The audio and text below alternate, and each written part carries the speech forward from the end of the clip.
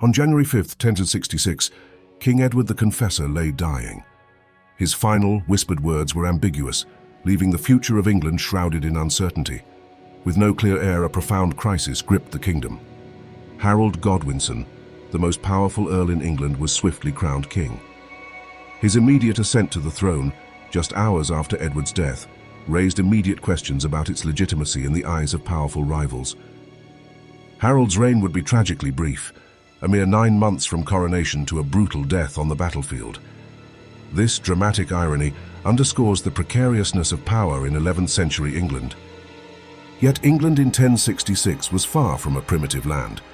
It was a sophisticated, unified nation with advanced administrative systems, a stark contrast to the fragmented kingdoms of earlier centuries. The groundwork for this unified state was laid by Alfred the Great in the late 9th century. His strategic reforms and military successes began to push back against relentless Viking incursions. Following Alfred, his son Edward the Elder and his formidable daughter Æthelflæd embarked on a systematic reconquest of the Danelaw.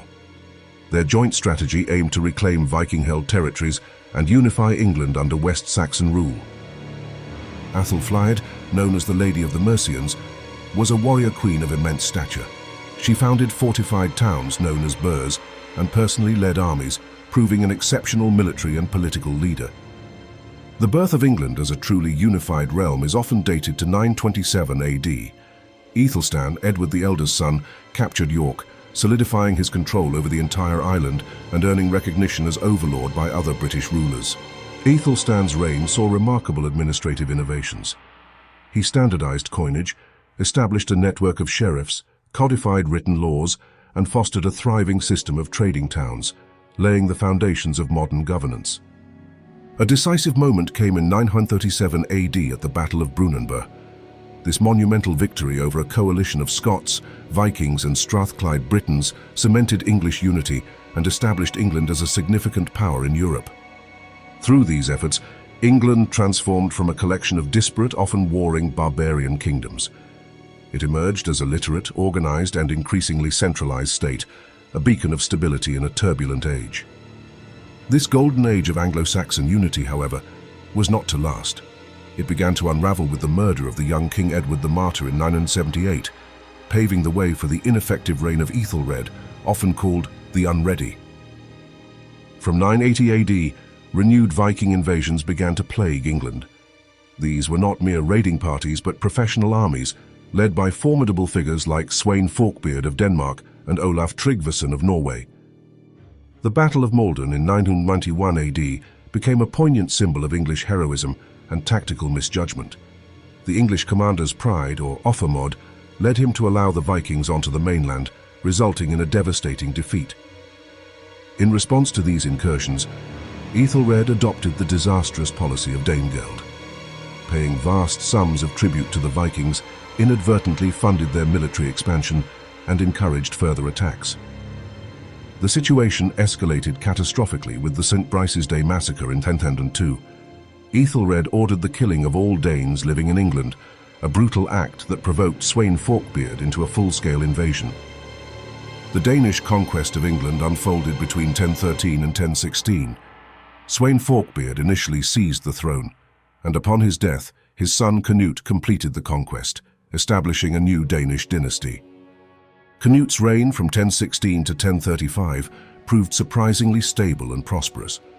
He was a competent and effective ruler, presiding over a vast North Sea empire that included England, Denmark, and Norway. Following Canute's death and the brief reigns of his sons, Edward the Confessor returned to England in 1042.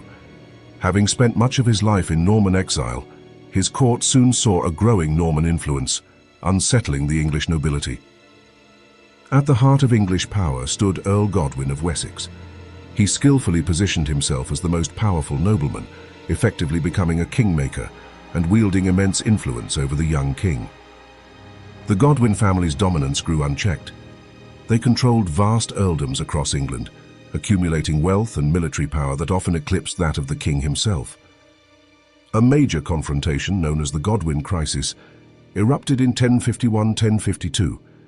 Edward attempted to curb Godwin's power, leading to the family's temporary exile, but they returned with overwhelming force, demonstrating their true strength. Upon his father's death in 1053, Harold Godwinson inherited his position. He became the most influential man in England, a skilled politician and military leader, effectively governing the kingdom. Harold's achievements were considerable. He led successful campaigns in Wales, demonstrating his military prowess, and proved adept at financial management and maintaining order throughout the realm. While Harold effectively governed, King Edward increasingly focused on religious devotion, particularly the construction of Westminster Abbey. This left the practical administration of the kingdom largely in Harold's capable hands. As Edward the Confessor's health failed, the question of succession became paramount. Three powerful claimants emerged, each with a plausible, though contested, right to the English throne. These claimants were Harold Godwinson, the powerful Earl of Wessex, William, Duke of Normandy, a distant cousin of Edward, and Harold Hardrada, the formidable King of Norway, who claimed an earlier agreement with Canute's son. A pivotal and controversial event was Harold's embassy to Normandy around 1064. Accounts differ, but it is widely believed Harold swore an oath to William, promising to support his claim to the English throne. Despite this alleged oath, Harold was crowned king in January 1066, proclaimed by the Witan, the assembly of leading men. However, William of Normandy immediately denounced him as a usurper. The year 1066 was filled with ominous portents and frantic preparations for war. Halley's comet blazed across the sky, interpreted by many as a sign of impending doom, as Harold mobilized his defenses. The stage was set for a decisive clash, as two simultaneous invasions loomed. Harold Hardrada landed in Yorkshire, while William of Normandy prepared his vast fleet to cross the Channel, forever altering England's destiny.